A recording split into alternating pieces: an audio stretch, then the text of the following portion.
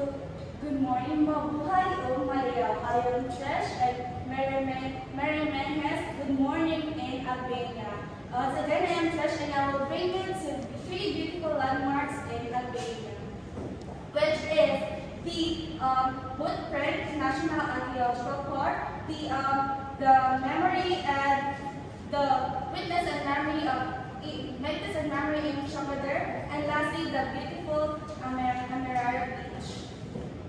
First, I will bring you the Woodprint National Archaeological Park. This park has over 1,200 flora and fauna, and also this park has also has Roman and Greek eras. Next, so yes, this is the ruins.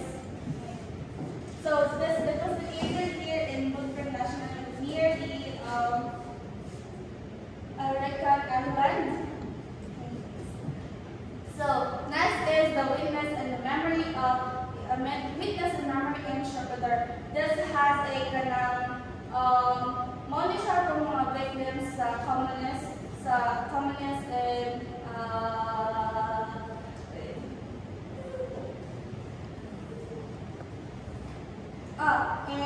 former ceramic person, and also this highlighted the resilience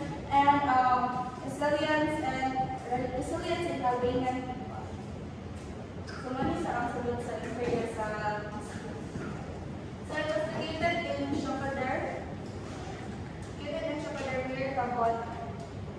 And lastly, the Aramera Beach. It has a crystal clear turquoise water, and also it has white pebbles, and it's perfect for your Instagrammable poses and such. So this is the beach. And also the success of this site stems to tourism best practices in Albania, like the Woodprint National Archaeological Park. It will invest revenue to conserve and research preserving its ancient ruins. And next is the site of witness and memory ethical tourism, managing large tours, encouraging respectful and reflective sites. And lastly, the beach and the place like the bird and the Amerara Park plays a major role in Albania's economy. And this places has a significant revenue jobs in hospitality, food services, transportation, and local crafts in coastal areas. Hello, I'm Jai Buscalenio, and today I'll take you on a journey to 3 of Switzerland's most famous attractions. So next, please. First, we have the Jungfraujoch. It is famously called the top of Europe because it stands at 3,454 meters, giving visitors a breathtaking views of snow-covered peaks and glaciers. So next, please. Next, please.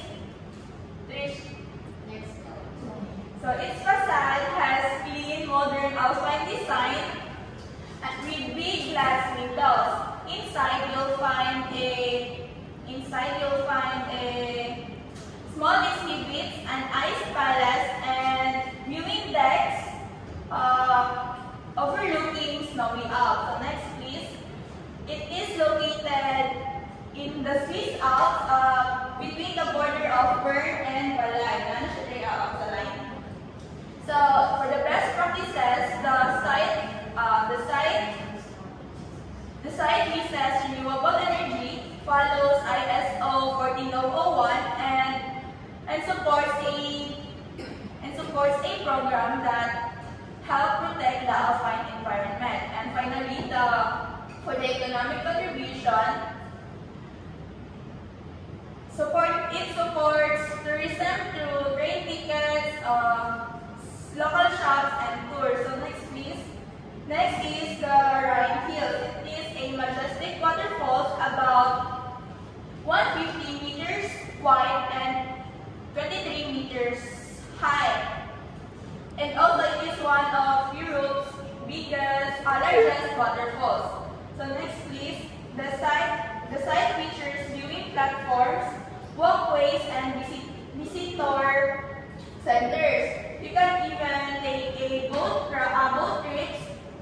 the middle of the falls for a closer look. So next please. It is located near Schaffhausen below the Rheinfall Bridge. So for the best practices, the site follows a strict safety and environmental rules with well-kept paths and viewing areas. And finally, the Rheinfall's economic contribution is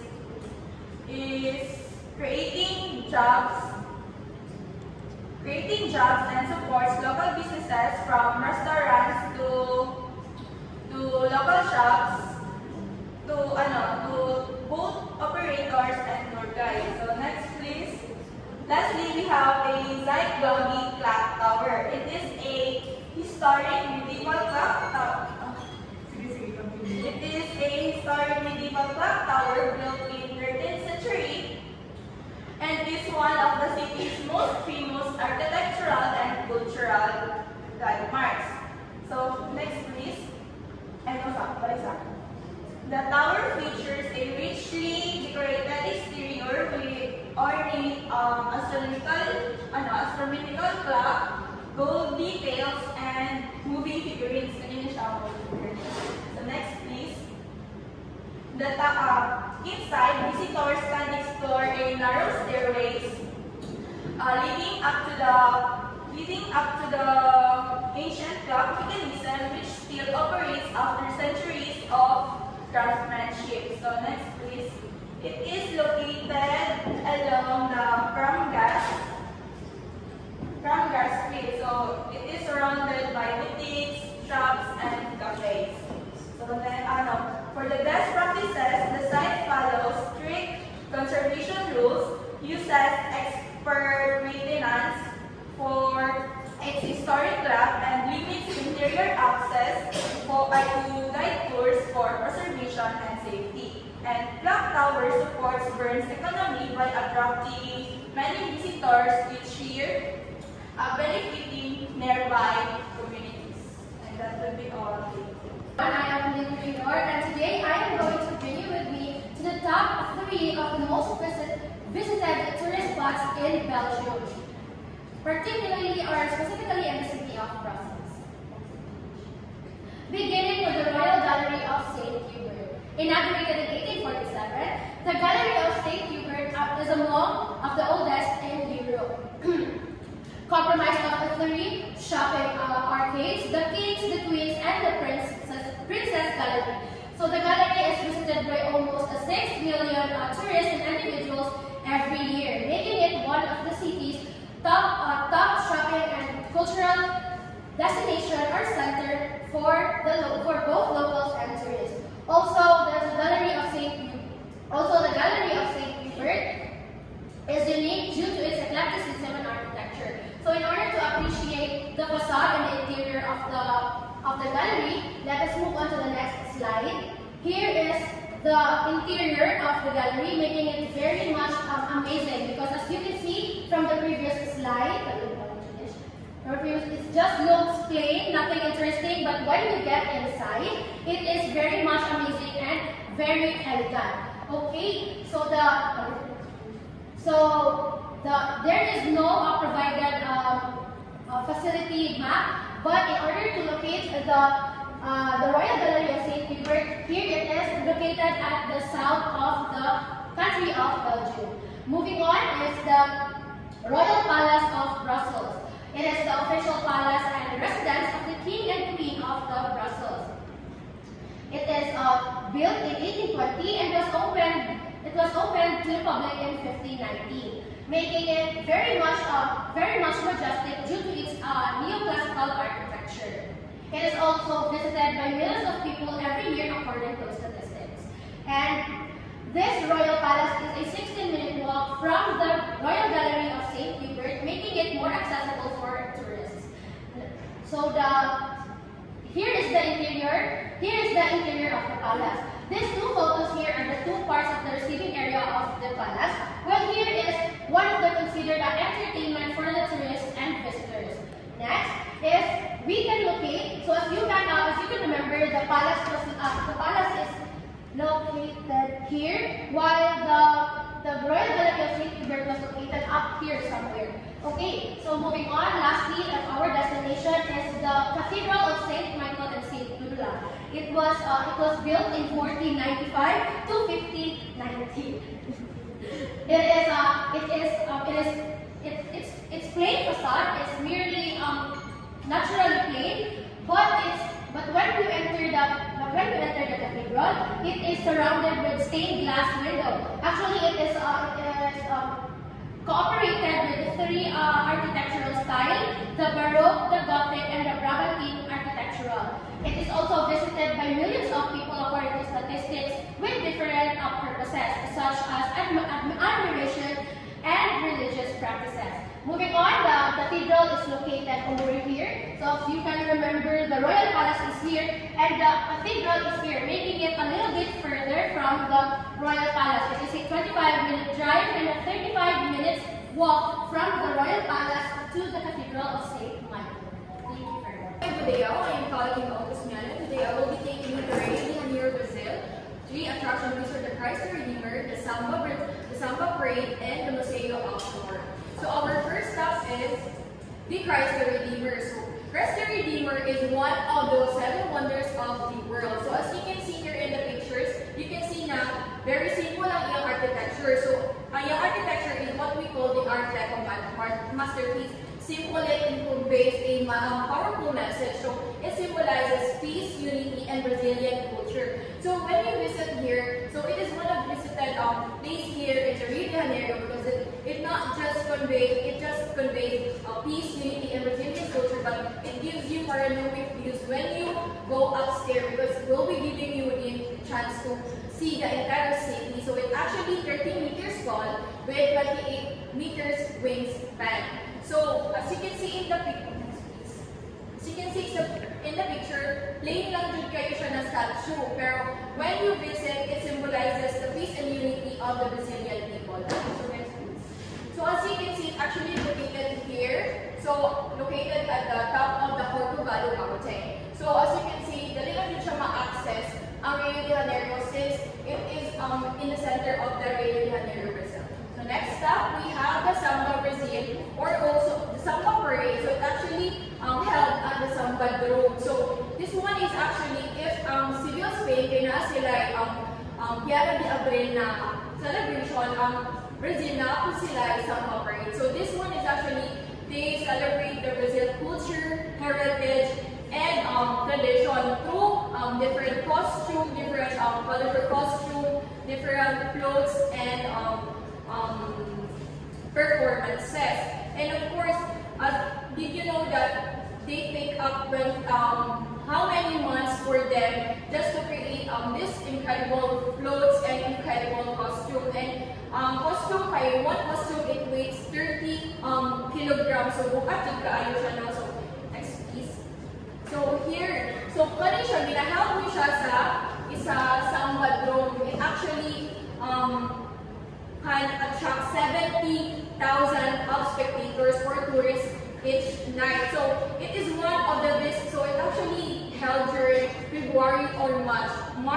So one of the most famous na parade or festivals in the Brazil because it not just celebrate the Brazil culture, but it is an opportunity for them to showcase their talent and performances.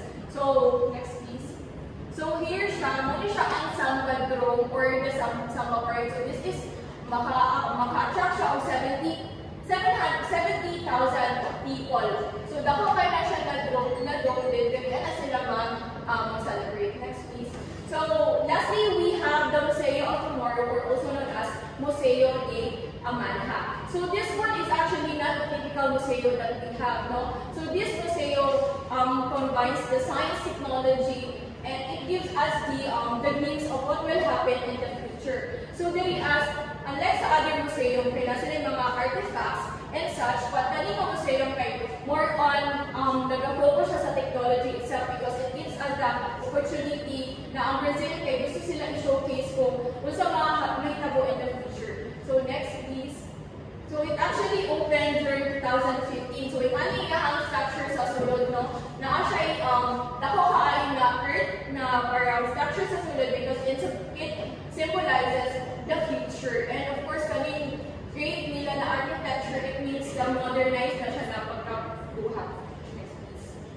here siya located. So from here, if you want to take to Museo de Manila, you will be taking up to 40 to 60 minutes time travel. So when it comes to its best practices, the Christ the Redeemer practice sustainability using they use practical na mga, they use like no plastic na policies in the attraction, and they also use controlled access, visitor access mo na in the attraction. They still, despite how many years, they still maximize its natural attraction. And when it comes to the Samba Parade, ang ilang best practices is the cultural preservation, because due of its they celebrating the Brazil's culture and heritage, mahatag din nila or mas-preserve nila ang culture sa Brazil. And of course, this whole Rio de Janeiro offers a great attractions from the Christ the Redeemer, the Museo de Manila, and the Samba Dome. So it really shows us that Rio de Janeiro not just offers festivals and such, but it also offers great attractions just like the Christ the Redeemer and the Museo de Manila. Mabuhay o madayaw everyone, I am the next presenter of this group, and I would like to give you a quick tour on one of the most iconic landmarks in the world, located in Spain. We have La Sagrada Familia in Barcelona, we have Alhambra in Granada, and lastly we have the Royal Palace of Madrid. So let's begin with La Sagrada Familia in Barcelona, which is a large basilica designed by Antoni Gaudi, one of the most iconic and famous architects in the history of Spain. It is constructed in 1882, and its construction still continues until today. Impressive, right? Because of that, La Sagrada Familia is one of the longest running architectural projects in the world. Also, La Sagrada Familia is known for its tall towers and nature-inspired design.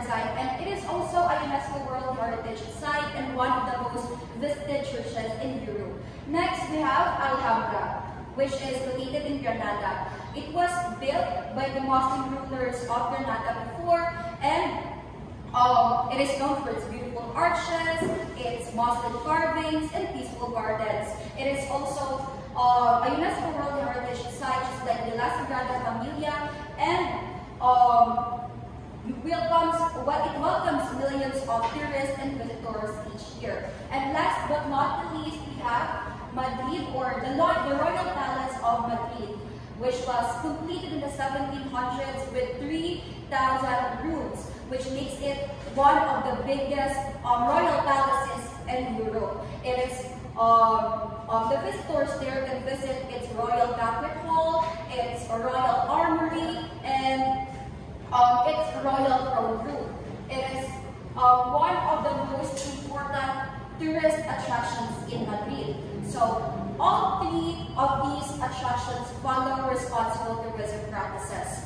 The La Sagrada Familia and the Royal Palace uses a energy efficient lighting, while the Alhambra uses water-saving systems to continue to care for its historic gardens. They also protect their structures through continuous conservation works, and all the three of them use time tickets to control crowd levels. So all these efforts together, they help preserve these sites while still welcoming visitors. As for their economic contribution, they have a huge economic contribution to the country of Spain, because all three of them attract millions of tourists each year who spend their money for food, for accommodation, for tickets, and for transportation. And because of that, they provide job opportunities for tour guides, for drivers, for maintenance works, and of course, for local business owners. So, in essence, all these attractions is a great reminder to us that we must protect and take good care of our cultural heritage. And as tourists, we must be a responsible travelers to keep them alive for the next generation. That would be all. Thank you so much. And once again, let's get natural with Spain. We're gonna focus on Zurich, Interlaken, and as well as in Matterhorn in Germany. Next, please. Now, this is the St. Vitus Caves and the waterfalls itself. So it stretches about 14 kilometers and opens 1 kilometer for visitors. stalagmites, stalactites, and any other minerals or various types of rocks. Also underground streams and waterfalls itself. Now, legend says that Saint Vitus lived here and drove away the dragon, and it adds to the cultural charm of the natural wonder itself. Now, tourists can enjoy 60-minute guided tour from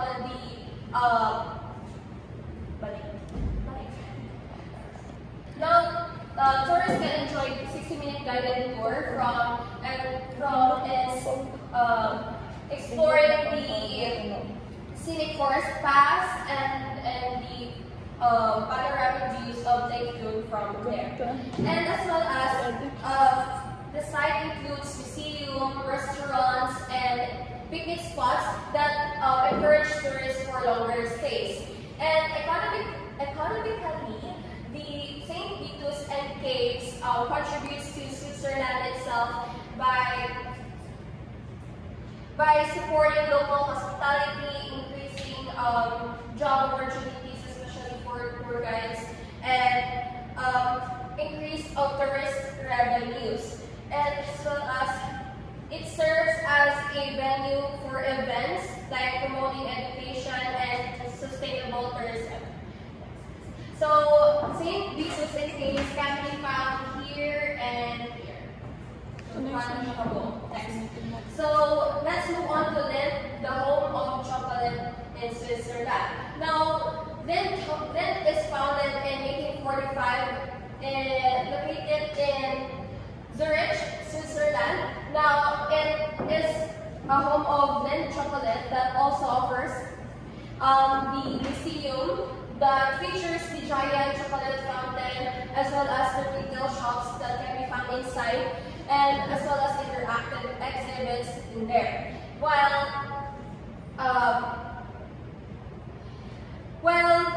Visitors can also explore and be immersed with the Swiss chocolate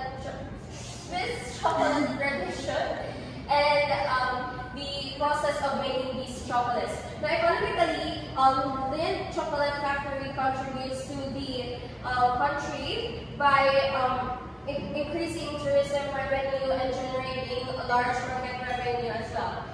So it can be found here in Kilburn. Next is the Matterhorn that offers ski sports events like the next like the Zermatt Ski Club race and that's all, and I'll see. Okay, let's start. So, mabuhay ang Madayaw. I am Janelle Flores. So, allow me to introduce to you the 3 attractions of Amsterdam, Netherlands. So, first is Rijksmuseum. So, Rijksmuseum is the largest museum in Netherlands. So, next please. So, inside you will see some artworks, or not some.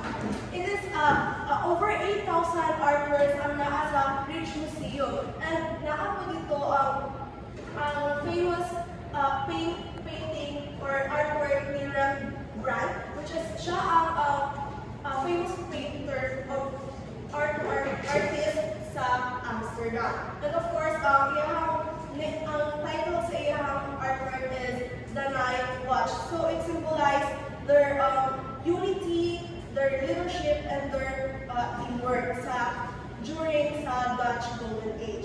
So next please. So this is the map of Amsterdam. So here, nakalocate ang Rijksmuseum. So next is the Vondelpark. Vondelpark is largest green park in Amsterdam. And of course, the famous park in Netherlands. So here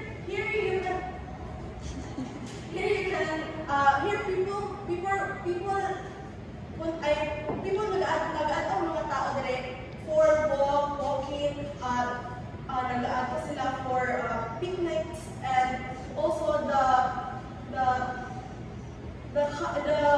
Vondelpark park is safe and good for the tourists and locals. So next piece is kita mo ang Vondelpark here over here. So next is lastly is the Dam Square. So Dam Square is a historic center of Amsterdam. So, ang tunga sa Amsterdam, ang tunga sa Dam Square is monument, of our national monument. It symbolizes the memorial or katulungan ng mamatay atong World War II. So, located siya, so doon na dyan sa Tulono, nara ang Dam Square and nara ang museum and Golden Park. So these attractions follow responsible tourism by protecting cultural sites, keep the areas clean, and promoting safe and respectful behavior for visitors. So these places attract millions of tourists each year. So they support local businesses, create jobs, and of course help to grow the Amsterdam economically. So in summary, these places remind us to travel responsibly and respect their own cultures. So that we all Good morning, everyone. My name is Reverend Galicia, and today I will take you to a short journey across the world's famous Dubai. First on the list, we have the Burj Al Arab. It is a sail-shaped luxury hotel located on an artificial beach on Jumeirah Beach, and it stands 321 meters tall and symbolizes Dubai's vision for a world-class city center. So this Burj Al Arab integrates eco-friendly systems such as water recycling, energy-efficient lighting, and reducing single-use plastics while maintaining world-class hospitality standards. Next, we have the Green Planet of Dubai. So it is located in City Walk area, and it is the Dubai's first indoor rainforest. So this is it houses over 3,000 plants and animals inside the massive indoor biodome. And this Green Planet of Dubai attracts family and educational environmental tourism, which creates jobs for biologists, animal caretakers, and also educators. And it also helps the local businesses across the City Walk area.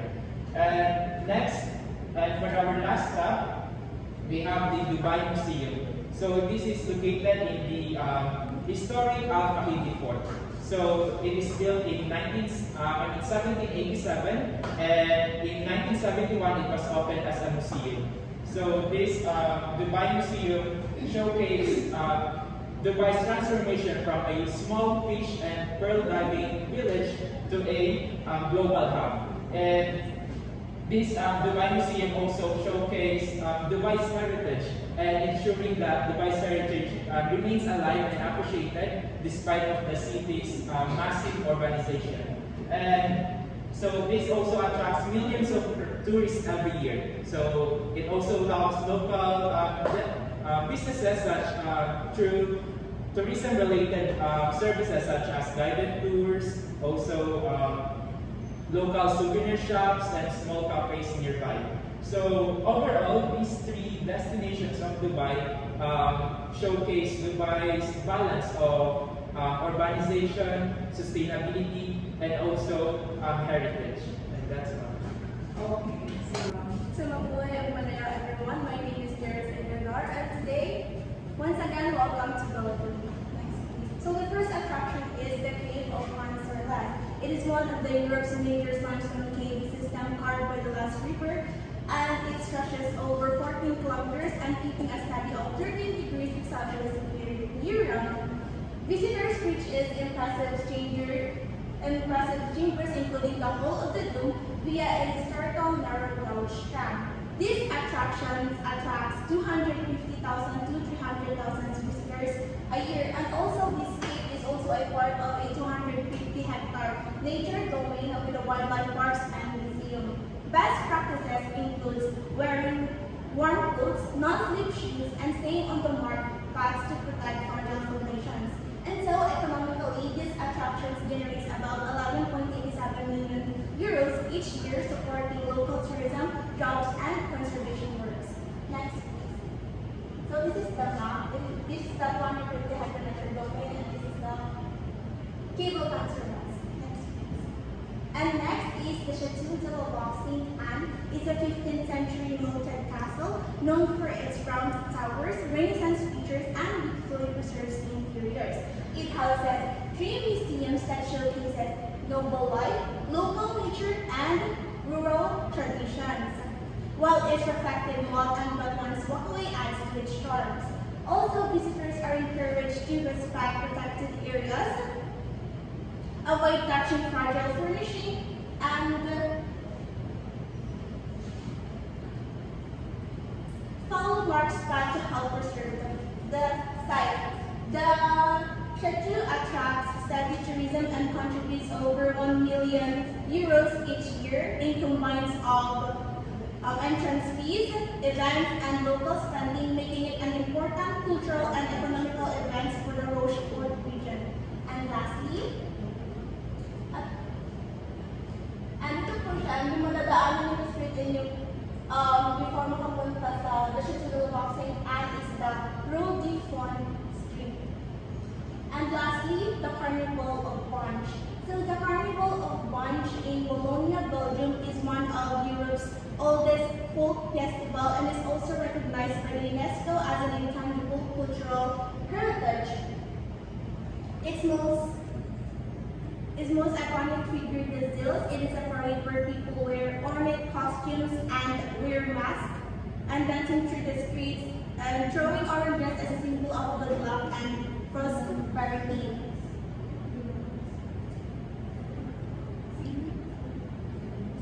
The event attracts over 100,000 visitors each year.